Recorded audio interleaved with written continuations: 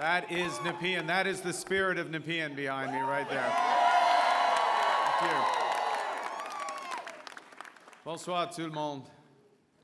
Bonsoir. Oh, quel bonsoir. C'est une bonne bonsoir. I have a question. Who's ready? Who's ready? Who's ready to stand up for Canada with me?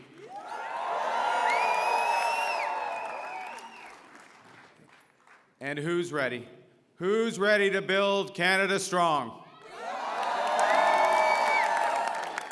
Okay, we got that settled. That's good. Avant de commencer, je voudrais féliciter les autres chefs de parti, de leur campagne et de tout le travail qu'ils ont fait. Je les remercie pour leur service envers le Canada, maintenant et dans le futur. I want to thank the leaders of the other parties. I want to salute the contribution of Jagmeet Singh. I noticed his remarks. Yeah. Leading on progressive values. Elizabeth May will be returning. François Blanchet. And I want to congratulate Pierre Poilievre on a hard-fought, fair, good campaign, his commitment to the country that we both love.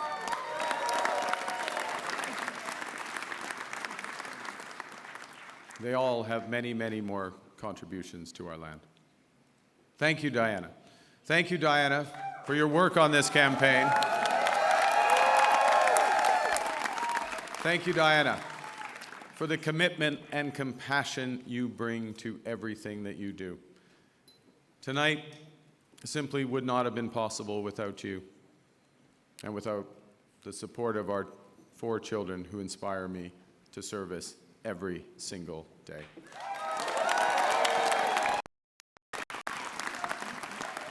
I also want to salute the women and men who put their name on the ballot from all parties. Thank you for standing up to serve our country at this critical time.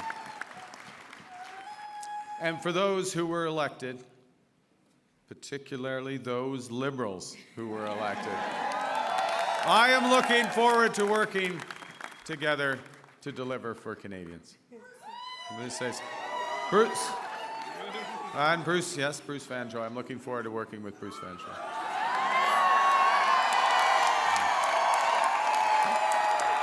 Fantastic. He will be a great MP.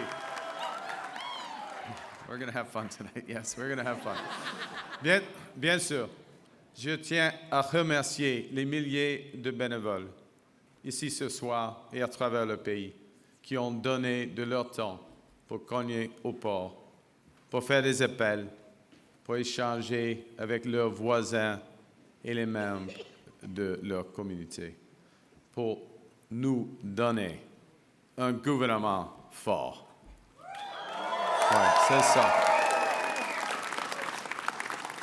You know, I chose to enter politics because I felt we needed big changes in this country, but big changes guided by strong Canadian values. Values that I learned at the dinner table from my parents, Bob and Verley, and from my siblings. I appreciate this more in retrospect from my siblings. My siblings, Brenda, Sean, and Brian.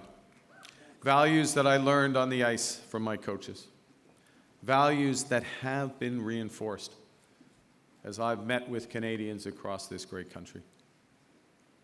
And those include 3 values that I want to highlight this evening. Humility. It's Canada after all. Ambition. It's Canada after all. And unity. It's Canada.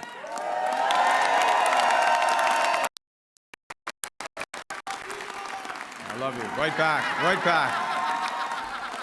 These are good values. These are Canadian values.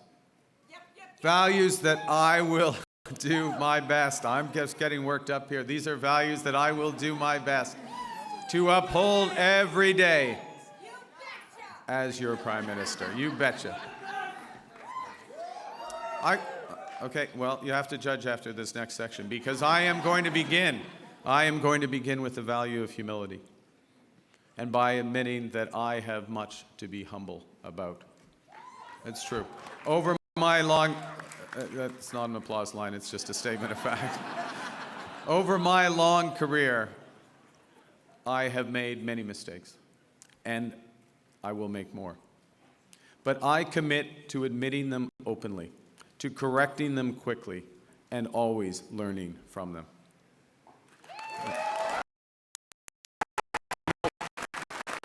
Humility underscores the importance of governing as a team in cabinet and in caucus, and working constructively with all parties across Parliament, of working in partnership with the provinces and the territories, and with Indigenous peoples. And at this time, it underscores the value of bringing together labor, business, civil society to advance the nation-building investments we need to transform our economy. Humility is also about recognizing that one of the responsibilities of government is to prepare for the worst, not hope for the best. As I've been warned, America wants our land, our resources, our water, our country. Never. But these are not idle threats. President Trump is trying to break us so that America can own us. That will never ever happen. But we also must recognize the reality that our world has fundamentally changed.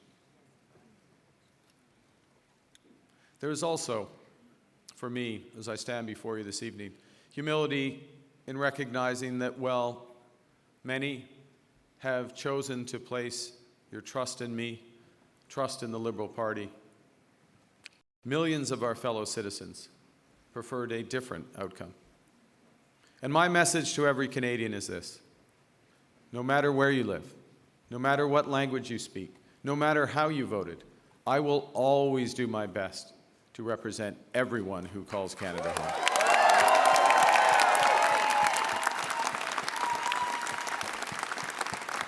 You know, during this short campaign, I went to Saskatchewan and Alberta a couple of times, even though, you know, we're Liberals. It's tough. It's tough out there. I grew up there.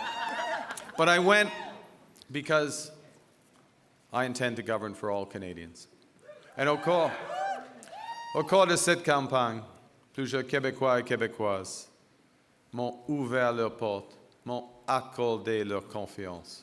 J'en suis profondément touché et je vous en remercie. La langue française. La langue française, la culture québécoise, elles sont au cœur de l'identité canadienne. Elles définissent le pays que j'aime tant. Et je vais les défendre sans relâche. Ouais. Avec la forte équipe de députés québécois que vous venez d'envoyer à Ottawa, nous allons faire en sorte que le Québec continue de prospérer au sein de Canada fort. Hey. Et que vous soyez un travailleur des sables bitumineux à Fort Mac, une infirmière de Joliette ou un comptable de Toronto. Il y a plusieurs comptables à Toronto. Mon gouvernement va travailler pour vous tous. So, as we come here after this most consequential election, let's put an end to the division and anger of the past. We are all Canadian, and my government will work for and with everyone.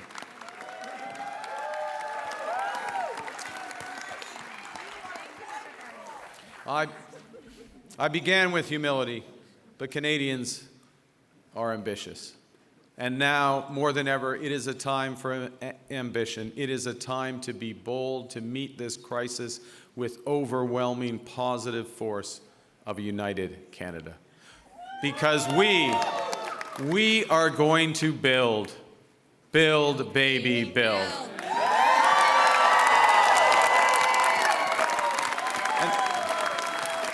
Exactly.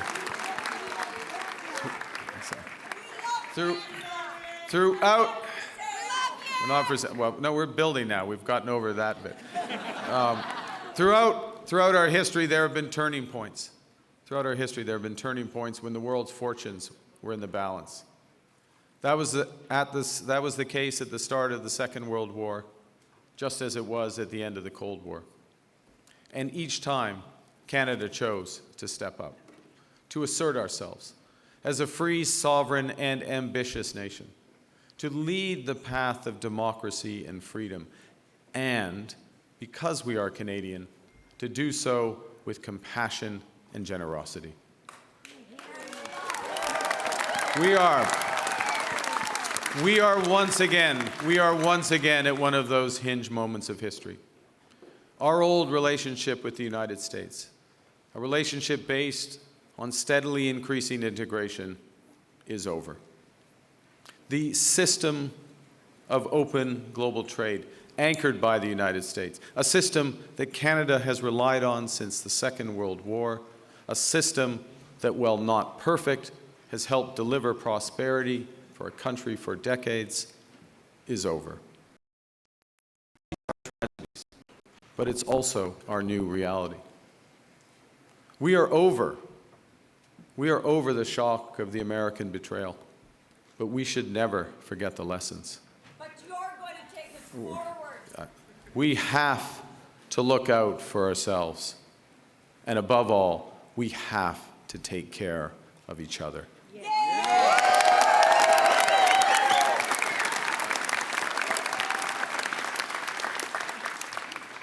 When I sit down with President Trump, it will be to discuss the future economic and security relationship between two sovereign nations. And it will be with our full knowledge that we have many, many other options than the United States to build prosperity for all Canadians.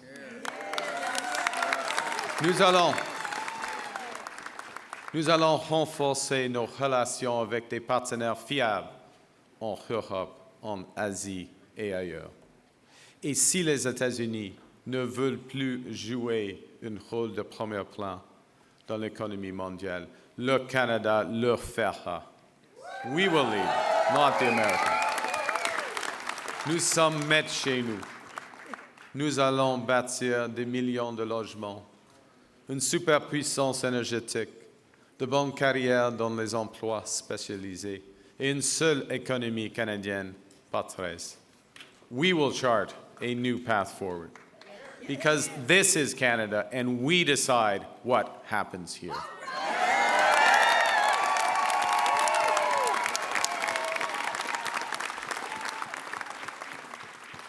We will need to think big and act bigger. Your phone's ringing. Sorry, just okay. All right. Just hang on. It's okay? Yeah. That might be important. We will need to do things previously thought impossible at speeds we haven't seen in generations. It's time to build twice as many homes every year with an entirely new housing industry using Canadian technology, Canadian skilled workers, Canadian lumber.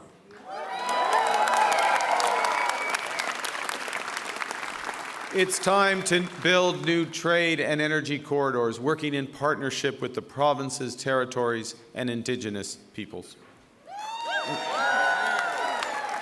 It's time to build hundreds of thousands of not just good jobs, but good careers in the skilled trades. It's time to build Canada into an energy superpower in both clean and conventional energy. And it's time to build an industrial strategy that makes Canada more competitive while fighting climate change.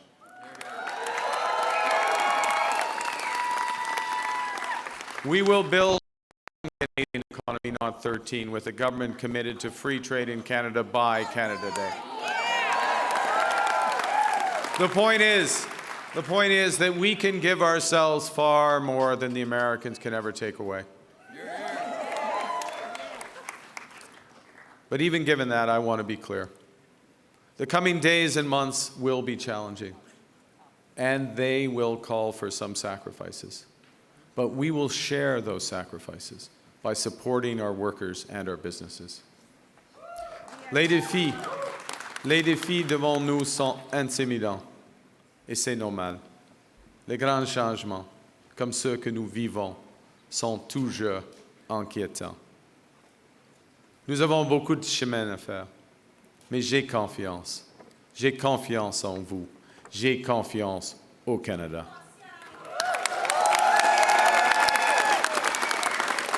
Because Canada is more than a nation.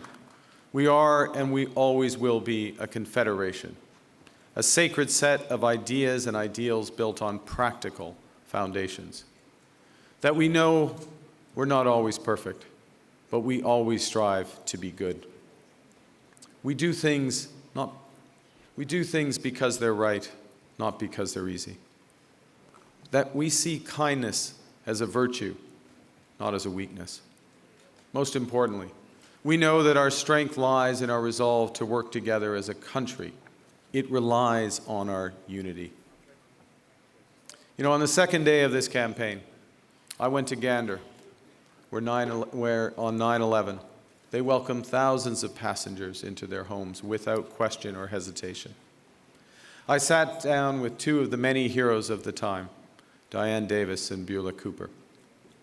And during our conversation, they showed me a thank you card that they'd received from a young girl called Ellie, who wrote, "Your kindness motivates me to use my kindness." That touching phrase captures what Canadians instinctively know, that virtue is like a muscle that grows with its exercise. We become just by doing just acts, brave by doing brave acts. When we are kind, kindness grows. When we seek unity, unity grows. When we are Canadian, Canada grows.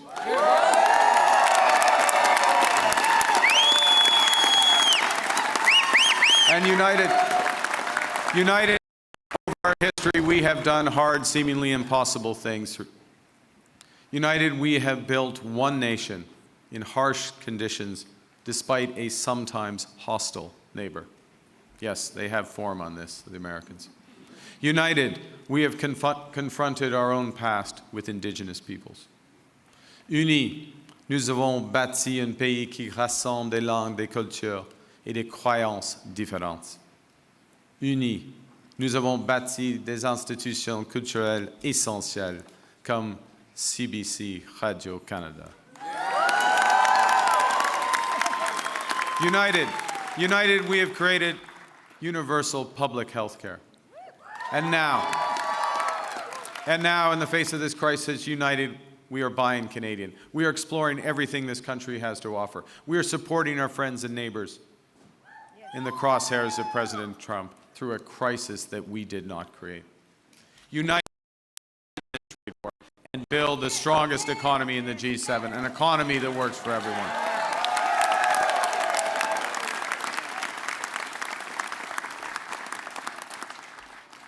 Au cours des derniers mois, les Canadiens et Canadiennes ont fait leur part, se sont rassemblés pour défendre notre pays et notre façon d'être. Je promets que, lorsque nous sommes menacés, nous allons nous battre. We will fight back with everything we have to get the best deal for Canada. We will protect our workers and businesses, and above all, we will build an independent future for our great country. A future that makes the greatest country on the earth even better. Together, we will build a Canada worthy of our values. We will build Canada strong, Canada free, Canada forever. Vive le Canada. Thank you very much. Merci beaucoup.